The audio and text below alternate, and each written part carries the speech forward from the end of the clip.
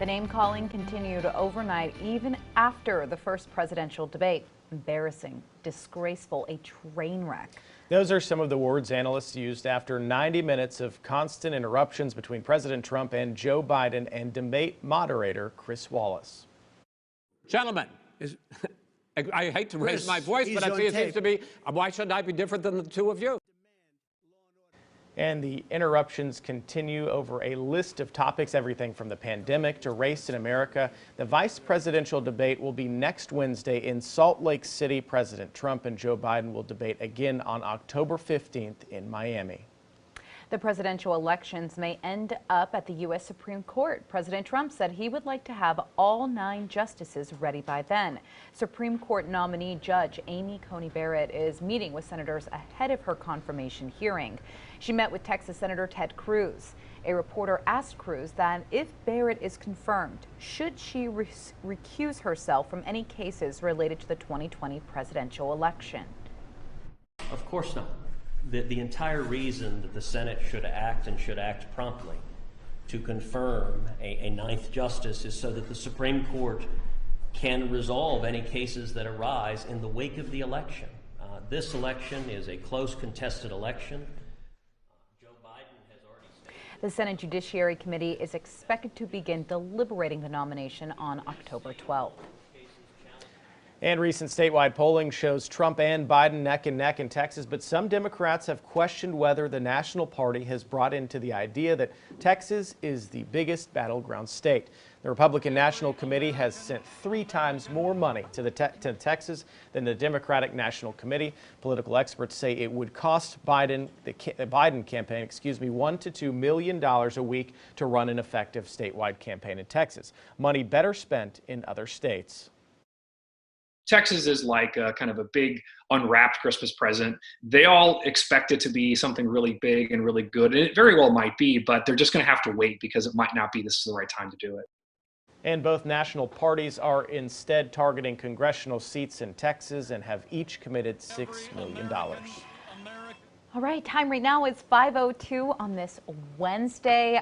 We have cooler temperature. We've been enjoying it all week long. Hey, and if you liked yesterday, you are going to love the start of this morning. I don't want this to ever go away. I don't normally like running, and I went to the trail to run yesterday, and I you feel feel inspired, right? I felt You're like, I'm going to be fit. Absolutely. I did the same thing yesterday. I am not a runner, but I decided to take a run outside, and you know, the weather was perfect. It's the pollen that got me. You're right. But if this was my New Year's resolution, if January was now, I'd be way better than normal. Yeah. If we can get this kind of weather from January 1st to December 31st, my life would be very easy. Let's go ahead and get started with a look at your forecast, guys, because temperatures are again on the cooler side this morning, 40s and 50s out there across central Texas. Go ahead and pick out your neighborhood number. You compare that to where we were yesterday. In some areas up to 6 degrees cooler. I'm looking at you, Lampasas, Lockhart, and San Marcos. About the same for both Austin and Georgetown. But again, those 50s, maybe a light coat to start. They're going to warm up pretty quickly. 60s expected by 9 o'clock. Lunchtime in the low 80s. Forecast high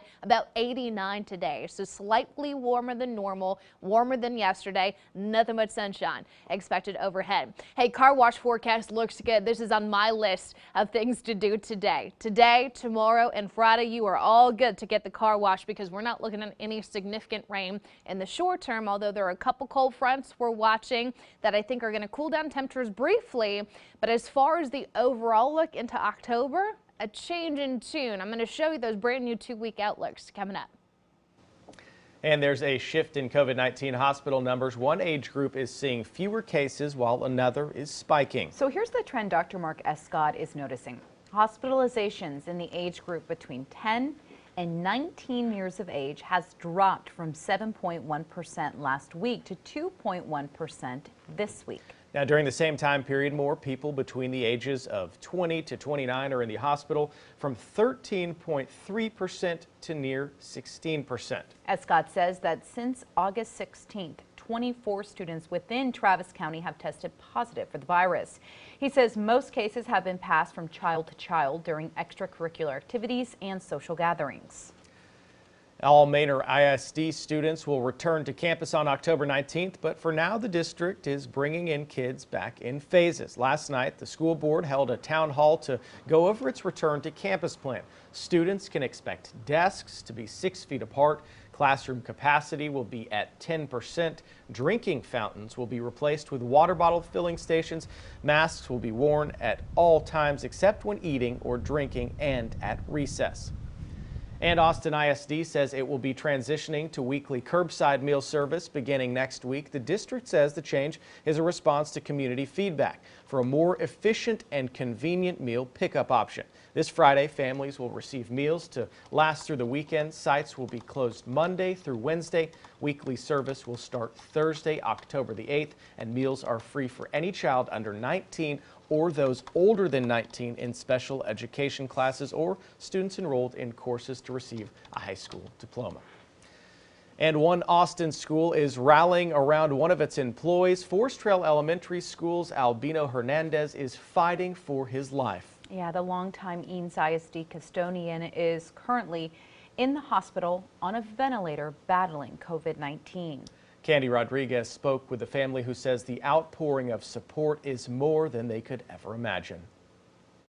Over the last 2 months, Albino Hernandez has had to be hospitalized at 3 different hospitals due to COVID-19. He wasn't getting better, and when they gave us the chance to see him, they were like, okay, well, I guess we just need to get ready for the worst. Today, he's slowly recovering on dialysis, a ventilator, and extracorporeal membrane oxygenation, or ECMO, a life support machine. His family remains hopeful. There has been progress, little progress, but there's progress. I know that God is working on him. Once recovered, the family will have to pay for additional in-home care doctors say Albino will need, and for hospital bills insurance won't cover. If I have to work extra hours, then I'll work the extra hours. That's where Albino's work family jumped into action. Everybody in the whole community wanted to know what they could do to help. Sarah Culpepper-Chen, Albino's former co-worker, started a GoFundMe. So far, it's raised over $30,000. The family says they're overwhelmed by the love and support, and so is Albino. When we were talking to him, I know he heard us because he had tears in his eyes. Look, pa, mira, they love you and they're waiting for you, and so échale ganas. Échale ganas indeed, wishing Albino a speedy recovery. Albino's former co-worker, Sarah, says it's not just his school family giving back, but the entire Eanes ISD community. Back to you. The Eanes ISD family, they love Albino. That is the title of this webpage that the community actually created for him. So the website features the well wishes of dozens of families and their favorite stories about Albino. You can check them all out on our website at KXAN.com. I have no doubt, Nabil, that when Mr. Hernandez looks at that, that probably just makes him keep on fighting. You know? Absolutely. Good to see him recovering, but also when you see a community step up to help someone that's been there for so long, it always puts a smile on your face. Good stuff right there. Now, right now, the Eanes ISD is reporting 5 active COVID-19 cases, 2 employees and 3 students. Well, the Latino community has been one of the hardest hit communities when it comes to COVID-19 across the country. Here at home, Latinos make up more than half of Austin Travis County's COVID-19 hospitalizations. They also account for about half of the cases and deaths. And Williamson County Sheriff Robert Chody says he'll continue in his role while under felony indictment. Sheriff Chody denied any wrongdoing on a felony charge of tampering with evidence in relation to the death of Javier Ambler. But former county workers say the sheriff is not holding himself to the same standards that he holds his deputies. This is a classic case of do as I say, not as I do. His standard under his administration has been that if you are arrested, you are terminated, that you are of no use to him as a peace officer. Robert McCabe has helped represent several Williamson County Sheriff deputies fired by Sheriff Chody. The Texas Municipal Police Association is helping fund 2 whistleblower lawsuits against the sheriff's office, alleging employees were fired for reporting policy violations. And we should note, the TMPA Showed he is was going to be held to the endorsing same standard Jody's he opponent in the upcoming November election. Well, first it was the Zilker train, and then it was the Zilker Eagle. For now, we know it as the Zilker Zephyr. You grew up in Austin. I did. What do you think of it as, I used to ride the Zilker Zephyr, but it was the Eagle before that. It's always a fun time, but that will soon change. Today, the Austin Parks and Parks and Rec Foundation will release the top name choices for the new train coming to Zilker Park next summer. So the train, you may remember, it shut down last year after failed contract negotiations between the city and the train operator, and a new city memo shows that the Austin Parks Foundation has raised $55,000 to help repair the tracks.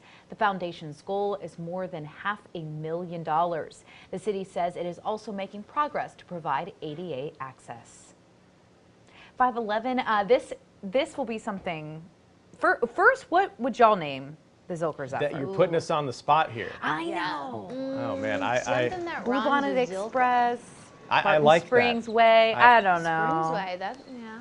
We'll see. We're not in charge of it. That's the big Yeah. news. Yeah. We'll see what names let are on everyone the else list. do that. That's today that's happening?